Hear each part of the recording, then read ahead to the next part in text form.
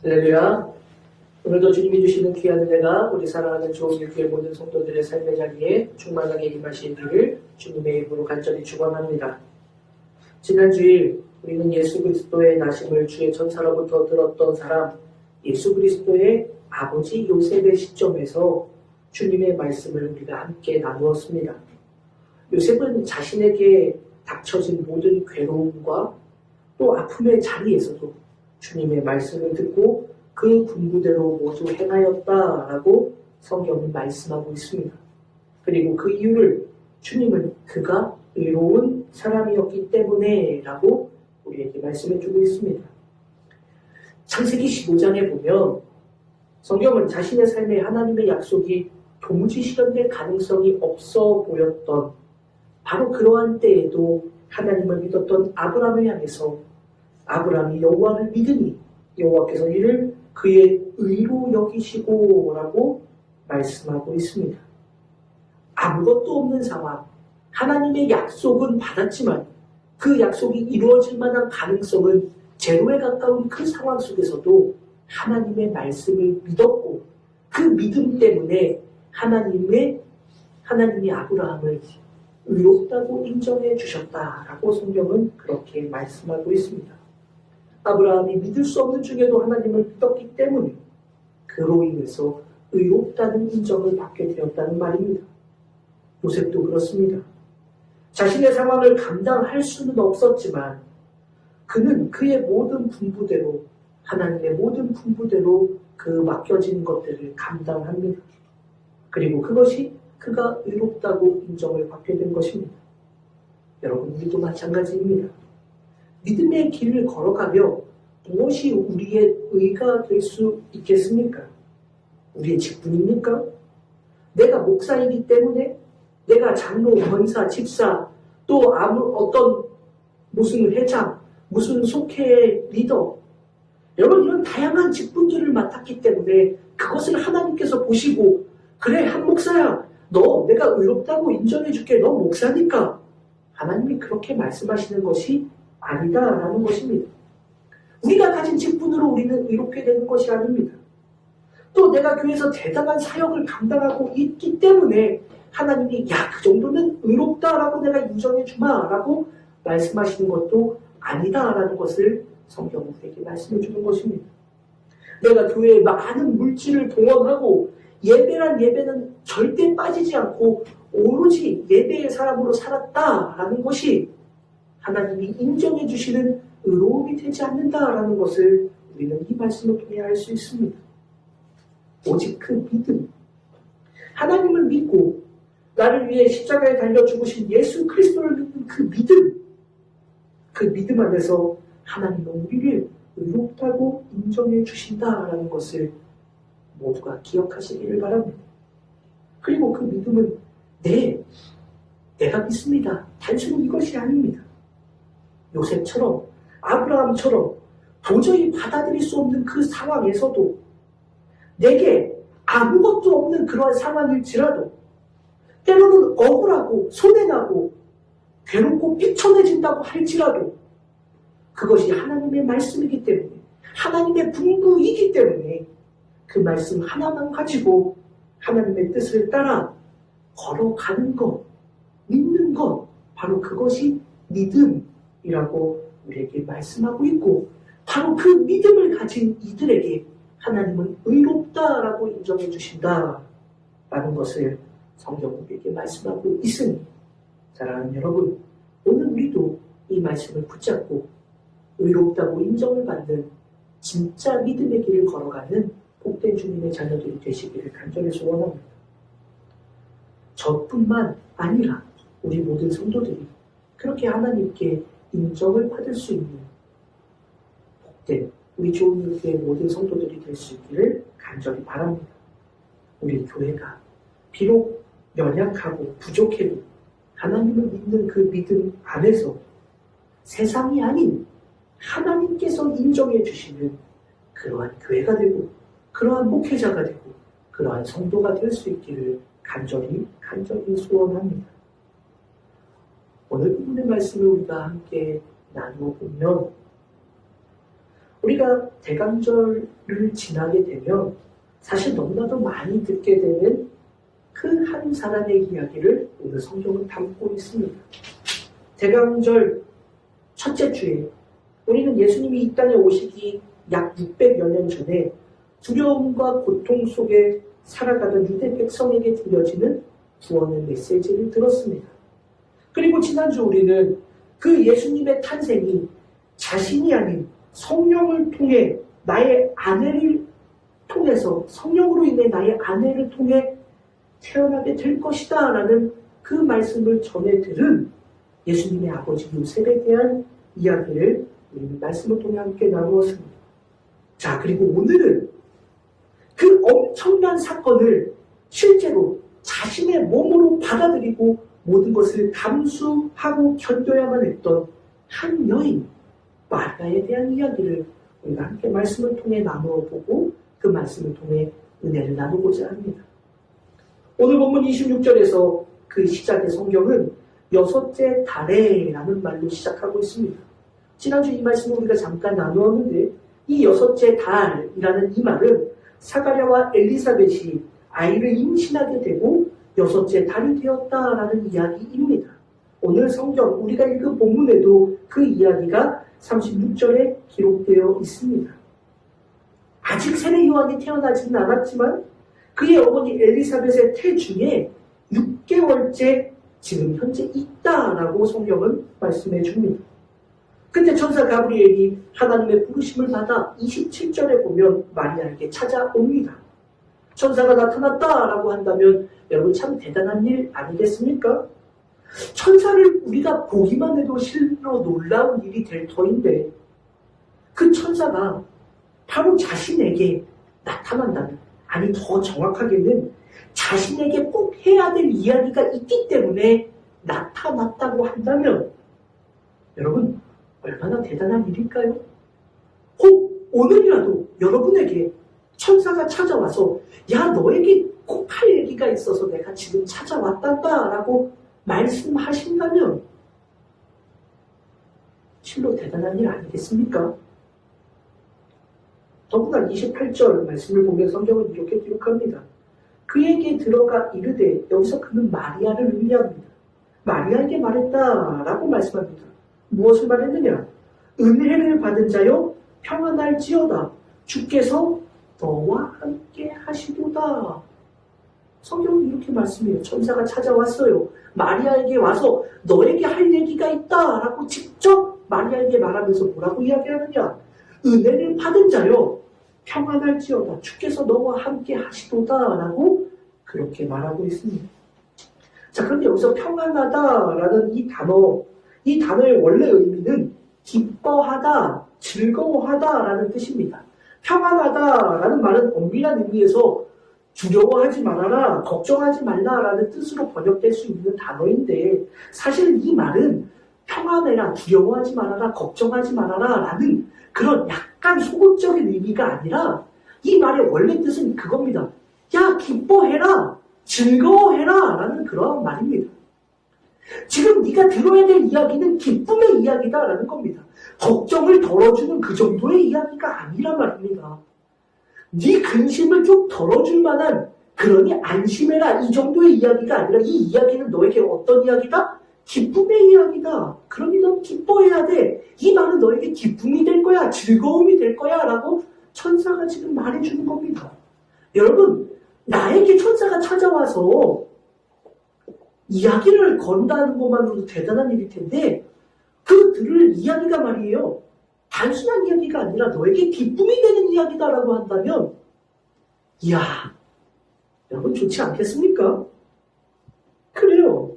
기쁨의 좋은 소식, 복음을 사용할 때 말하는 그 단어와 어근이 같은 단어입니다. 좋은 거지요. 하늘 위에서 갑자기 천사가 딱 하고 내려와서 우리에게 이렇게 말한다면 은혜를 받은 자여 기뻐해라. 주님이 너와 함께 하신다. 그렇게 말한다면 야, 얼마나 좋을까요? 또 이 은혜를 받은 자여라는 이 표현을 보면 값없이 은혜를 베풀다, 거저주다 라는 뜻입니다. 그러니 이 은혜를 받은 자여라는 이야기는 하나님께서 너에게 거저 은혜를 주셨다라는 그런 말이 되는 겁니다.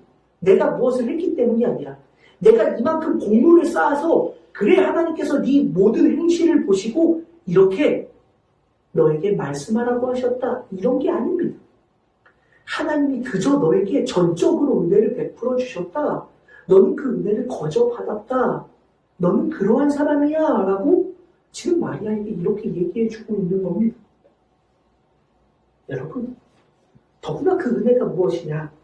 주께서 너와 함께 하신다라는 말씀입니다. 지난 시간 살펴본 것처럼 요셉에게도 이 말씀을 천사는 했습니다. 그런데 조금 다릅니다. 요셉이 들었던 말씀은 임마누엘, 하나님이 우리와 함께 하신다라는 말씀이었습니다. 그러니 이 말씀은 모든 이들에게 하시는 말씀인데 지금 마리아가 들은 말씀은 좀 다릅니다. 주께서, 하나님께서 누구와? 너와 함께 하신다. 즉 이 말씀의 대상은 오직 한 명, 마리아입니다. 모든 이들에게 하나님이 너희와 함께 하셔가 아닙니다. 오직 너와 하나님께서 함께 하신다라고 말씀하고 있는 것입니다. 이 말씀은 모든 이들에게 하신 말씀이 아니라 이사야를 통해서 전해진 구원의 메시지는 말이에요. 두려움 속에 살아가고 있는 모든 유다의 백성들에게 전해진 말씀 아닙니까? 또 요셉에게 전해진 하나님의 사자의 말, 하나님이 우리와 함께 하신다는 그 말씀은 온 인류에게 해당되는 말 아닙니까? 그런데 마리아에게 전해진 이 메시지는 오직 마리아만 듣는, 오직 마리아에게만 주시는 하나님의 말씀이었다라는 것입니다. 기뻐해라. 하나님이 바로 너와 함께 하신다라고 마리아에게 천사가 그렇게 말해 줍니다. 여러분, 실로 어마어마한 은혜의 순간 아니겠습니까? 오직 나에게만 주시는 하나님의 말씀이 있는데 다른 모든 이들에게 주시는 말씀이 아니라 딱 한 사람 나에게만 이 말씀을 하나님께서 주셨는데 하나님이 뭐라고 말씀하시냐? 야, 기뻐해. 이 이야기는 정말 기쁨의 이야기야. 왜? 하나님이 너와 함께 하시기 때문이야 라고 말씀하신다면 제가 그 이야기를 듣는다면 가슴이 벅차오를 것 같습니다. 아무런 조건도 없이 거저 주시는 하나님의 은혜를 입어서 하나님은 너와 함께 하셔 그렇게 말씀하고 있으니 너무나도 기쁜 일일 겁니다. 어리둥절하며 놀란 마리아를 향해 30절에서 천사 가브리엘은 또 이렇게 말합니다. 무서워하지 말라. 내가 하나님께 은혜를 입었느니라. 야, 무서워하지 마. 걱정하지 마. 두려워하지 마. 너는 하나님께 은혜를 입은 자야. 그래요. 여러분, 마리아가 들은 이야기는 실로 어마어마한 이야기입니다.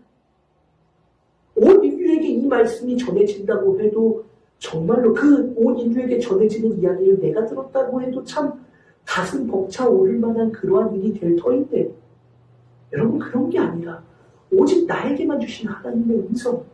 넌 하나님께 거저 은혜를 받았다? 그러니 너는 기뻐해야 돼. 왜? 하나님께서 너와 함께 하시니까.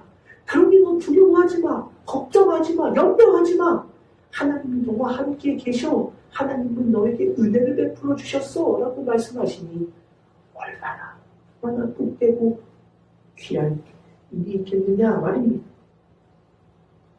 내가 아는 사람 중에만 대단한 사람이 있어도 여러분 우리는 어깨에 힘이 딱 들어가지 않습니까? 여러분 어떤 영화 대사에도 보면 뭐 그런 말 있잖아요. 내가 말이야 디그 서장하고 어제도 같이 밥 먹고 사우나도 하고 뭐 이런 이야기를 하는 영화의 대사도 있는데 말이에요. 그래요. 유명한 사람, 소위 잘 나간다고 하는 사람만 알아도 그 사람하고 내가 관계만 있어도 정말로 어깨에 힘이 들어가고 으쓱할 만한 일인데 하나님께서 나와 함께 하신다? 나는 하나님께 은혜를 거저 입었다? 그런 기뻐해도 된다, 두려워하지 않아도 된다라는 이야기를 듣는다면 그보다 더 귀한 일이 어디에 있겠습니까? 아마 저도 여러분들도 똑같이 이런 은혜를 받고 싶지 않겠습니까?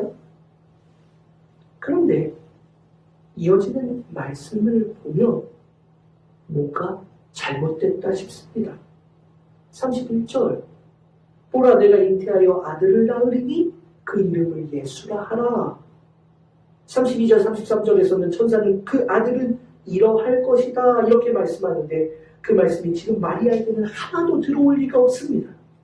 그래서 이어지는 34절에서 마리아는 이렇게 말합니다. 마리아의 당혹스러운 마음을 우리는 읽을 수 있습니다. 천사의 말에 마리아는 34절에서 부정접속사 때라는 단어를 사용합니다.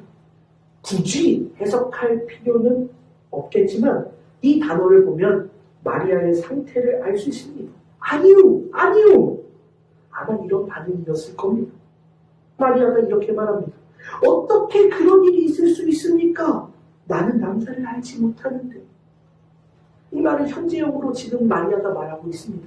그러니 천사가 지금 말하는 이 순간까지도 나는 단 한 번도 남자를 알지 못하는 그러한 여인인데요. 아니요.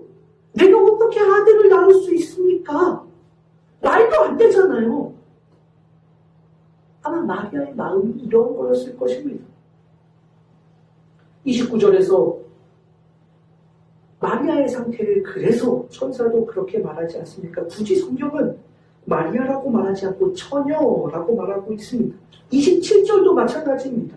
다윗의 자손 요셉이라 하는 사람과 약혼한 마리아라고 하지 않고 다윗의 자손 요셉이라 하는 사람과 약혼한 처녀 그렇게 말해주고 있습니다. 아직 결혼도 하지 않은 아직 남자를 알지 못하는 처녀 마리아입니다. 그러니 이제 이해가 되는 거예요. 처음 천사가 나타나 마리아에게 말할 때 마리아는 놀랐다라고 29절에서 그렇게 반응하고 있는데 놀랐다라고 반응하고 있는데 천사 가브리엘은 30절에서 그 마리아를 향해 무서워하지 말아라 라고 말한 그 이유를 이제는 알게 됐습니다. 실로 이어지는 말씀은 그가 듣기에 무서운 이야기이기 때문에 그렇습니다. 자, 그래요. 성경은 하나님께 은혜를 거저받은 자야 기뻐해라 즐거워해라 하나님이 너와 함께 하신다라고 말씀하셔서 너는 하나님의 은혜를 받은 자야 라고 말씀하시니 정말로 좋은 이야기가 앞으로 쏟아져 나올 것 같았는데 그 이야기는 두려워해야 되는 이야기였다라는 것입니다. 아니요, 그 일이 어떻게 내게 일어날 수 있습니까? 라고 말할 만한 충격적인 이야기. 지난 시간 우리가 함께 말씀을 나누지 않았습니까? 그 말씀을 다시 한번 생각해 보면 말이에요. 마리아는 혼전 임신을 하게 된 겁니다. 그런데 지난주에 우리가 나누었지 않나요? 그 시기가 자기 약혼자 요셉과 약혼을 한 지 불과 2달도 되지 않았을 때 이 이야기를 듣게 된 겁니다. 아직 2달도 되지 않았습니다. 이제 막 약혼한 처녀인 마리아에게 임신하여 배가 불러져 온다면 그것은 약혼자에 대한 배신이고 당시의 법대로 따지자면 이 사건은 그를 돌로 쳐서 죽여야 될 만한 사건입니다. 그래서 요셉은 이 사실을 알고 나서 고민하고 괴로워했던 것입니다. 그래서 여러분 요셉이 어떻게 했습니까? 이 사실을 드러내지 않고 가만히 끊고자 했다라고 그렇게 성경은 기록하고 있었습니다. 기뻐하라. 하나님의 은혜 안에 있다 라고 말하는데 그 상황이 여러분 돌로 맞아 죽을 상황입니다. 목숨 내 걸어야 되는 상황입니다. 그 상황이 기쁜 것이 되겠습니까? 하나님의 은혜 안에 있다라고 생각할 수 있겠습니까? 여러분 도망을 간다고 치더라도 죽음을 피해 도망을 간다고 치더라도 그래서 어떻게 해서든 돌에 맞아 죽는 그러한 죽음은 피할 수 있다 하더라도 그의 인생의 앞으로의 여정은 여러분 참담하기 이루 말할 데가 없습니다. 지금이야 여러분 시대가 많이 바뀌어서 여자 혼자서 아이를 키우는 일도 많이 있고 최근에 보니까 텔레비전 프로그램에 보면 여자 혼자서 아이를 키우는 그런 연예인들의 이야기를 그렇게 방영하는 예능 프로그램도 있습니다. 그런데 오늘 우리의 눈으로 2000년 전 유대 땅의 여성을 이해해서는 안 됩니다. 당시로서 이 말씀은 사형 선고와도 같은 이야기입니다. 과부의 삶도 정말 처절하게 괴로운데 그나마 과부는 여기에 비하면 낫습니다. 이 여인 마리아가 짊어져야 할 그러한 무게는 실로 너무나도 큰 것입니다. 아니요, 가혹합니다. 이런저런 일을 생각하면 죽거나 아니면 죽기보다 더 괴로운 앞으로의 삶을 짊어져 나아가야만 하는 바로 이 여인이 마리아가 된 것입니다. 마리아는 적어도 4개월이 지나도록 자신의 약혼자인 요셉에게 한마디도 하지 않았다. 이건 우리가 지난주에 함께 살펴보지 않았습니까? 그래서 마리아가 겉으로 임신한 것이 드러나게 될 때까지도 요셉은 마리아에게 그 이야기를 듣지 못했었습니다. 그래서 그것을 보고 마리아의 모습을 보고 요셉이 괴로워하고 있었다. 우리가 지난주에 살펴보았지 않습니까? 그 말씀이 다시 생각나면서 말씀을 준비하면 이 말씀이 다시 생각나면서 요셉만 괴로웠던 것이 아니겠구나. 말씀을 묵상하며 저도 생각해 봅니다. 왜 말하지 않았을까? 왜 요셉에게, 자신의 약혼자인 요셉에게 말하지 않았을까? 아니요. 말하지 않은 게 아니라 말하지 못한 게 맞겠지요. 어떻게 될지 모르는 자신, 또 아이, 모두가 어떻게 될지 모른다는 불안한 그 마음 속에서 마리아는 아마 요셉에게조차도, 나의 약혼자인 이제 내가 결혼할 사랑하는 요셉에게조차도 말하지 못한 것이 아니겠습니까? 그게 그녀에게 남겨진 상황입니다. 이 말씀과 함께 앞으로의 이 모든 상황들이 마리아에게 아마 떠올려졌을 겁니다. 그런데 오늘 본문 마지막 절 38절에 보면 성경은 이렇게 말씀합니다. 마리아가 이르되 주의 여종 이오니 말씀대로 내게 이루어지니라 하매 천사가 떠나가니라. 사랑하는 성도 여러분, 오늘 이 말씀을 우리 모두가 분명히 바라볼 수 있기를 간절히 소원합니다. 이 말씀의 단어를 좀 더 생각해 보겠습니다. 마리아는 스스로 자신을 향해 여종이라고 말하고 있습니다. 여성 노예를 말하는 단어입니다. 노예, 여성인 노예입니다. 전사는 그녀에게 단 한 번도 마리아를 향해 노예, 종이라고 말한 적이 없습니다. 마리아 스스로가 자신을 그렇게 말한 것입니다. 자포자기해서 말한 것이 아닙니다. 그녀가 이렇게 말한 이유는 뒤에 이어지는 말씀과 연결해 보면 왜 자신을 노예, 여종이라고 말하고 있는지 알 수 있습니다. 주의 말씀대로 내게 이루어지다 라는 이 말씀을 보면 마리아가 하는 말은 하나님의 말씀 그대로 그 말씀에 따라 내게 나타나게 될 것, 이루어지게 될 것, 바로 그것을 바라고 있다라고 그렇게 말하고 있는 것입니다. 하나님의 말씀 그대로가 내게 이루어지기를 원합니다. 왜냐? 나는 여종이니까요. 나는 노예니까요. 그렇게 말하고 있는 겁니다. 여러분, 노예, 지금은 노예라는 게 없으니까 우리가 잘 이해하지 못하지만 노예는 말이에요. 주인이 하라면 해야 됩니다. 불구덩이에 들어가라고 해도 노예는 해야 됩니다. 자신의 의지대로 하는 것이 아닙니다. 주인의 명령대로, 주인이 하라고 하는 대로 무조건 해야만 합니다. 그렇지 않으면 당시의 노예는 죽음을 당할 수도 있었습니다. 그래요. 마리아의 말은 이겁니다. 하나님의 말씀 그대로가 내게 이루어지기를 바랍니다. 왜냐? 나는 하나님의 말씀대로만 사는 여종이니까요. 하나님의 여종이니 주님의 종이니 주님의 말씀 그대로 내게 이루어져야만 합니다. 라고 마리아는 그렇게 말하고 있는 것입니다. 여러분, 대단한 믿음의 고백 아닙니까?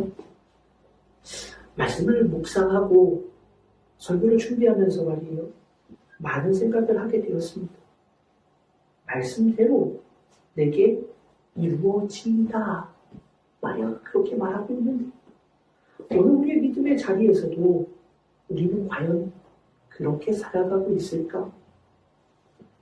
말씀 하나도 벗어남없이 하나님의 말씀이라면 그것 하나 조금도 변하지 않고 그 말씀 그대로 내게 이루어지기를 바라는 마음으로 우리는 살아가고 있을까?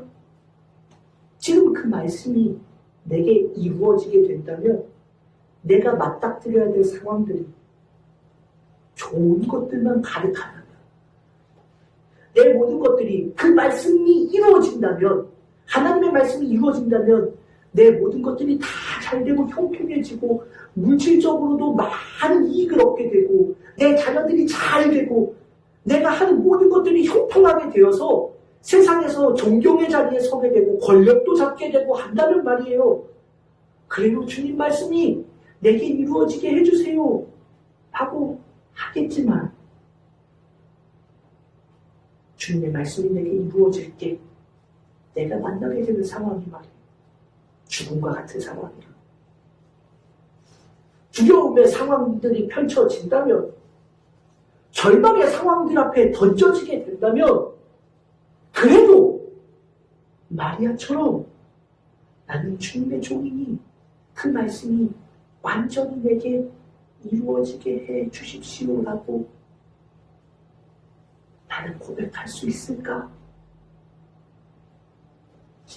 목사로서 우리는 흔히 목사를 주의 종이라고 그렇게 말하지 않습니까? 그런데 과연 진짜 종일까? 종이라면 마리아가 했던 이 고백, 주의 종이오니 주의 말씀이 내게 이루어지게 하소서 그렇게 말해야 할 텐데 주님의 말씀대로 내게 이루어진다 그렇게 말해야 할 텐데 여러분 목사여도 말이에요. 하나님의 말씀이 내게 그대로 100% 똑같이 하나님의 말씀 그대로가 내게 이루어지게 해주세요. 그 믿음의 고백을 하지 못할 때가 얼마나 많은지 그렇게 살지 못하는 제 자신을 바라보게 됩니다. 우리 모두 다 그렇지 않습니까? 성경 말씀 66권에 모두 하나님의 진리의 말씀, 하나님이 우리에게 주시는 생명의 말씀이라고 우리는 말하지만 정작 그 하나님의 모든 말씀이 어떤 말씀은 아멘, 아멘 하면서 받는 말씀도 있지만 어떤 말씀은 듣기 싫은 말씀도 있지 않습니까? 어떤 말씀은 야 이거 정말 내게 주시는 하나님의 말씀이야 라고 받고 기록하고 내 마음에 품고 다니고 적어서 코팅해서 내 지갑에 내 가방에 넣고 다니기도 하지만 어떨 때는 말이에요. 어떤 말씀은 내가 듣기에 불편한 말씀이어서 슬그머니 듣고 싶지 않아서 뒤로 밀어두는 말씀도 있지는 않습니까? 어떤 말씀은요. 하나님 이 말씀은 제가 좀 듣기 불편하네요. 저는 안 들었으면 좋겠네요. 라고 말하는 우리의 모습은 없습니까? 주님의 종이라고 말하면서도 우리는 마리아처럼 주님의 말씀 그대로 그 말씀이 온전히 내게 다 이루어지기를 원합니다. 그렇게 살지 못하는 우리의 연약함을 그런 연약한 믿음을 볼 때가 있습니다. 예레미야 23장의 말씀에 보면 여호와의 엄중한 말씀이 무엇이냐 묻거든이라는 말씀이 기록되어 있습니다. 백성이나 선지자나 제사장이 예레미야를 향해서 여호와의 엄중한 말씀이 무엇이냐 묻거든 너는 그들에게 대답하라 주님의 말씀입니다. 그런데 이 말씀이 우리에게 참 생각해 보아야 할 말씀입니다. 여호와의 엄중한 말씀이라고 하니 언뜻 보면 여러분 여호와의 엄중한 말씀 백성들, 선지자들, 제사장들이 하나님께 들어야 할 중요한 엄중한 말씀이 무엇이냐라고 말하고 있는가 보다 이렇게 생각할 수 있습니다. 백성들이, 선지자들이, 제사장들이 예레미야에게 와서 여호와의 엄중한 말씀이 무엇이냐라고 묻거든이라고 하고 있으니 이 말씀은 실로 여호와의 중요한 말씀, 아주 엄중한 말씀이 무엇이냐 이것을 묻는 것이구나라고 우리는 생각해 볼 수 있습니다. 그런데 이 단어 엄중한이라는 이 단어 히브리어 단어가 마사라는 단어입니다. 이 단어는 원래 어떤 짐 따위를 들어 올리다라는 의미에서 나온 단어입니다. 그래서 이것이 문자적으로 말하면 이 마사라는 단어가 문자적으로 무슨 뜻이냐? 무거운 짐이라는 뜻입니다. 그러니 이 엄중한 말씀, 여호와의 엄중한 말씀이라는 것은 사실 여호와의 무거운 짐의 말씀이라는 것입니다. 그래서 세번역 성경은 이 말씀을 부담이 되는 주님의 말씀이라고 번역해주고 있고 공동번역 성경도 이를 짐스러운 야훼의 말씀이라고 번역하고 있고 영어 성경 킹 제임스 버전에서도 부담스러운 하나님의 말씀이라고 그렇게 번역해주고 있습니다. 그래요. 이 말씀 이걸 보고 나니 백성들, 선지자들, 제사장들이 예레미야를 향해서 하나님이 하신 말씀 중에 부담되는 짐스러운 그런 말씀이 도대체 뭐냐? 그렇게 묻는다라는 것입니다. 백성들은 여러분 그렇다 쳐도 말이에요. 선지자들, 제사장들조차도 하나님의 말씀을 향해 부담되는 말씀, 짐스러운 말씀이 도대체 뭐냐라고 예레미야를 향해서 그렇게 묻고 있다. 참 많은 것을 생각해 보게 합니다. 사랑하는 여러분, 우리도 그럴 때가 있는 것 같습니다. 주님의 말씀도, 성경의 모든 말씀도 내가 듣고 싶은 말씀도 있지만 듣기 어려운, 아니 더 솔직하게는 듣고 싶지 않은 하나님의 말씀도 있습니다. 불편한 하나님의 말씀도 있습니다. 내가 그 말씀 따르기에는 버거운 말씀도 있습니다. 내가 그 말씀 따르자니 이 말씀은 무거운 짐처럼 느껴지는 하나님의 말씀도 있습니다. 그래서 때로 우리는 하나님의 말씀도 있는 그대로 받기보다는 그것을 내 관점에, 내 시대에, 내 상황에 맞추어서 바꾸어 버리기도 합니다. 때로는 그 말씀은 부담이 되는 말씀이고 짐스러운 말씀으로 치부해서 저만큼 던져놓기도 합니다. 아예 보고 싶지도 않은 그러한 말씀으로 하나님의 말씀이어도 이 성경의 말씀 중에 하나님의 생명의 말씀이라고 하는 그 말씀 중에서도 우리는 저만치 멀리 치워두고 싶은 부담되는 하나님의 말씀이라는 것이 저에게도 여러분들에게도 분명히 있으리라 생각됩니다.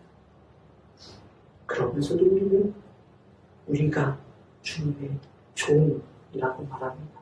아니에요.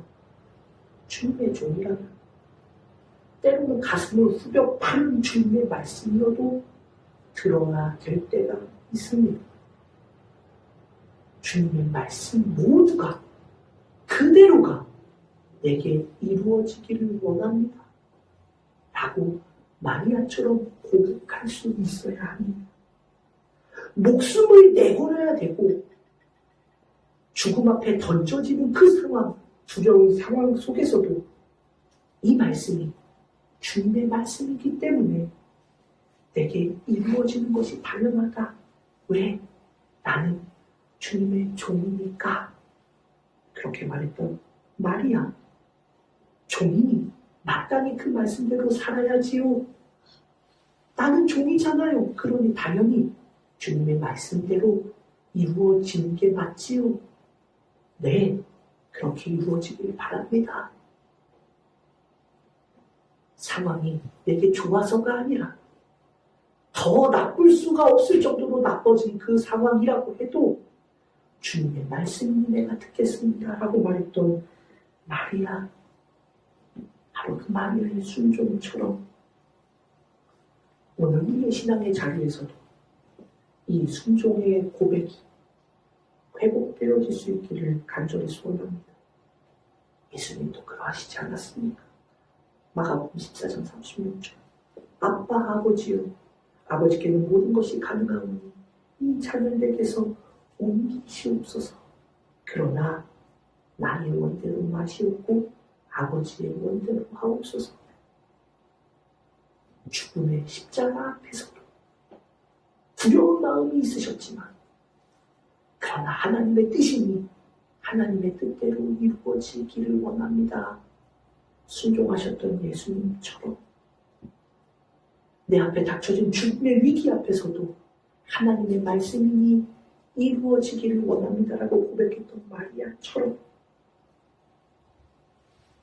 사랑하는 여러분, 예수님이 십자가를 지고 죽기 위해 이 땅에 오신 성탄절을 기념하며 오늘 대단절 셋째 주일 아침을 맞습니다. 오늘 이 아침 우리에게 주신 이 말씀을 다시 돌아보며 어떤 말씀이든지 그 말씀이 내게 버겁든지 두렵던지 때로는 고통을 가져오든지 내게 손해가 나든지 어떤 힘든 순간에 놓이게 되더라도 나는 주님의 종이니 주님의 말씀이 내게 이루어지기를 원합니다. 고백했던 마리아와 같은 순종의 믿음이 우리에게 회복되어질 수 있기를 주님의 이름으로 간절히 축원합니다. 바로 우리 교회가, 저가, 모든 성도님들, 이 나라의 모든 교회들이 어떠한 상황에서도 순종의 믿음으로 나아갈 수 있는 참된 주의 일꾼들이 될 수 있기를 주님의 이름으로 간절히 축원합니다. 기도하겠습니다. 하나님 감사합니다. 주님의 말씀이라면 내게 그대로 이루어지기를 원합니다. 나는 주님의 종이기 때문입니다. 그 마리아의 고백이 바로 우리의 교회 고백이 되고 우리 교회의 고백이 되고 모든 주님의 자녀들의 고백이 되게 하여 주옵소서. 예수님의 이름으로 간절히 기도 올려옵나이다. 아멘.